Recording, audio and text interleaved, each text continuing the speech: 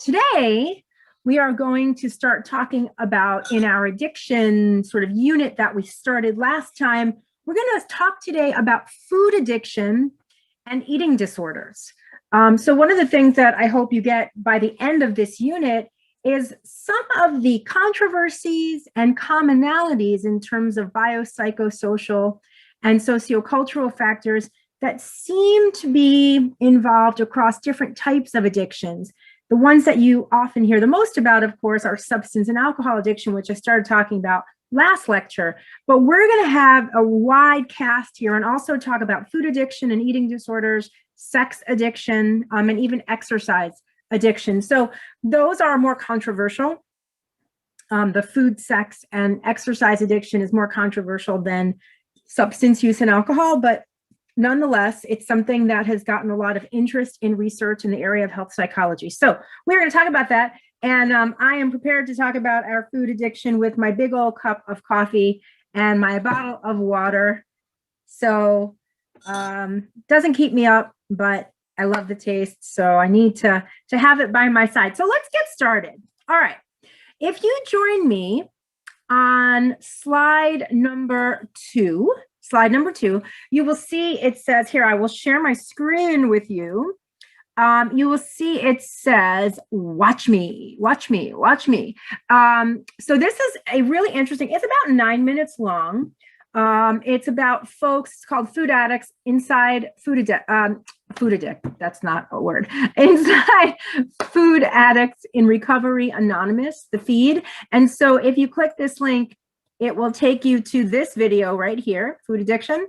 And it's pretty interesting. And you hear from people who are suffering from food addiction, or at least what they've been told is food addiction, and what's happening and what kinds of symptoms they have and so forth. So please take a look at this video before you move on to slide number 3, okay? And when you're done with this video, then you are going to meet me on slide number, I'm sorry, I said slide number 3. What is, yeah, sorry, slide number 3. You're going to meet me on slide number 3. So when you go to slide number 3, let me share my screen with you again. You're going to take a little quiz. So this is all just trying to get your head into the topic of food addiction. The video clips, you get a sense of what people experience. And this quiz is very brief. I will share my screen again. It's the healthy eating quiz, okay? So let me share my screen to show you. When you click the link on slide number 3, where did it go? It will take you to this right here, healthy eating quiz. Take the healthy eating quiz. It's like 10 minutes to take this quiz. You click it, it takes you here, get started, and you get started, okay? So I want you to do that too. We're jumping right in doing some tasks here today, okay? Stop share, oops. Okay, so when you're done watching the video and you're done taking the quiz, I want you to join me back on slide number 4. Slide number 4, right?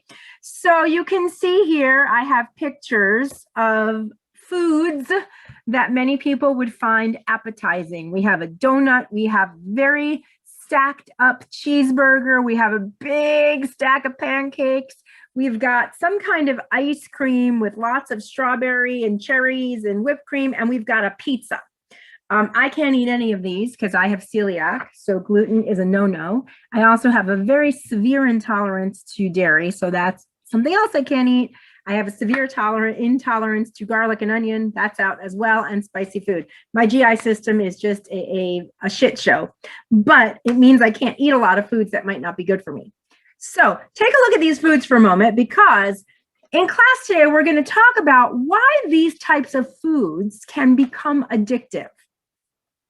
Now, in the clinical sense, there is some controversy about that, but why people start to eat these foods compulsively and crave them. So remember this. Let's move on to slide number 5. Slide number 5. Like I said, this is a controversial topic, this idea that people could be addicted to food like they could be addicted to drugs or alcohol. There's a lot of debate within the field of psychology about the validity of this concept, meaning when we talk about the validity of a concept, we mean, is there such a thing as what we're claiming, right? Now, this is tied into what has been termed the obesity epidemic in the United States, because obesity has become a major public health problem. And it is one of the top disease burdens in the United States and worldwide. It causes a very large social and economic burden, and a very large impact socially and economically, because it's related to multiple comorbid illnesses. You know what comorbidity means. People who have obesity also have what? Typically high blood pressure, hypertension, coronary heart disease, diabetes, and this then drains, right, the medical system and costs a lot of money in insurance and so forth. Excessive body weight has been estimated to account in research for about 16% of the global burden of disease. And according to the World Health Organization estimates, over 600 million adults meet the criteria for obesity worldwide. 600 million. So let's go on to slide number 6. Where does the concept of food addiction come from? I told you that it is controversial. So where did it come from? How did it start? In recent years, there has been an increase in scientific evidence that shows there are neurobiological, so you know what that means, in the brain, right? There are anatomical and there are chemical things happening, and behavioral relationships between drugs and food intake. So what does that mean? That means there's been research indicating that the same areas of the brain that I taught you guys about in the prior lecture that is impacted and changed by drugs and alcohol are also impacted and changed by certain types of foods. Research using both animals and humans has shown certain foods in particular, the ones that are highly palatable. Remember I said, remember those foods on the slide, right? On slide number 4, remember those foods? Those are highly palatable, meaning people want them. They taste good. People crave them. Studies show that those types of foods, which are typically high sugar, high fat, comfort foods. Like, what do people reach for when they're sad? What do people reach for when they're stressed? What do people reach for when they're having anxiety? It's not typically a banana. It is typically ice cream, pizza, cookies, right? Comfort foods are typically high fat, high sugar. These particular types of foods, high sugar, high fat, seem to have addictive properties because they trigger changes in the brain and the chemistry of the brain that mirror what I taught you last time about how drugs and alcohol impact the brain.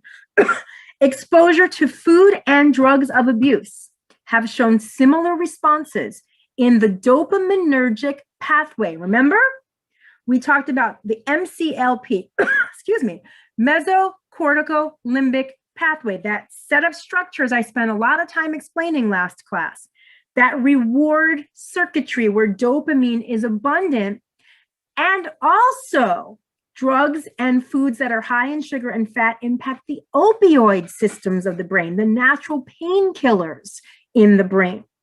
So the idea is, amongst researchers who study this, that addiction should be considered, quote, a syndrome with multiple opportunistic expressions and reframed as a maladaptive desire for pleasure and loss of control over the behavior in question, irrespective of the source of reward, meaning drugs, alcohol, food, gambling, sex, exercise.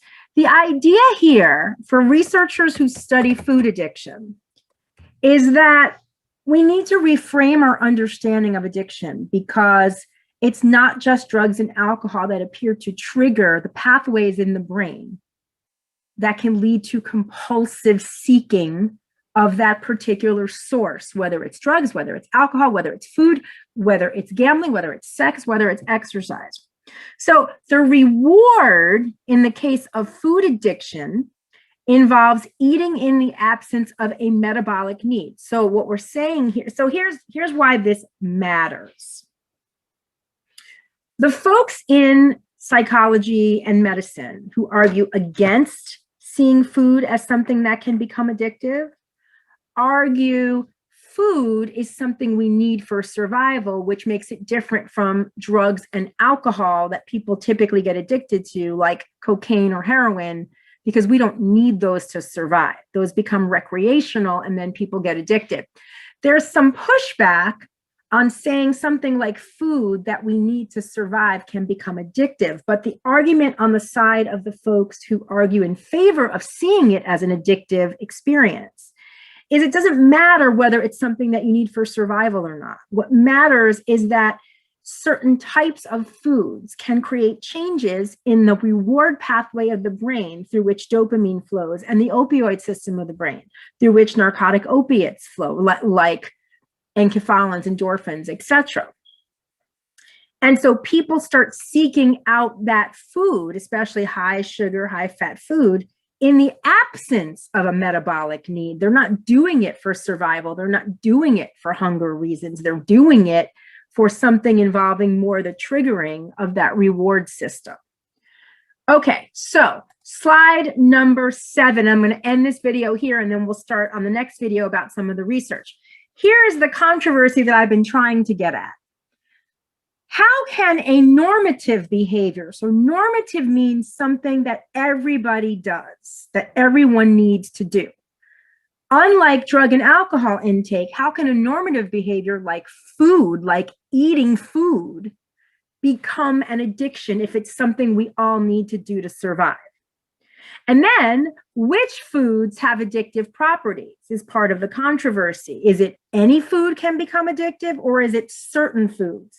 Usually the focus is on high fat, high sugar. Now the question is, do all foods have addictive potential, or is it only high fat, high sugar foods that trigger the same kind of neurobiological changes as drugs and alcohol? Finally, it's important to note, not all forms of obesity are a result of food addiction. So one of the controversies is a concern that if we start to say food can become addictive, there's going to be a blaming of obesity on overeating, on addiction to food. And it could oversimplify the causes of obesity and obesity treatment and conceptualization of obesity, because obesity has multiple different causes that come together in very complex ways. Okay, so mull that around. And we're going to come back on the next video and talk about what the research shows in neuroscience on food addiction. Stay with me.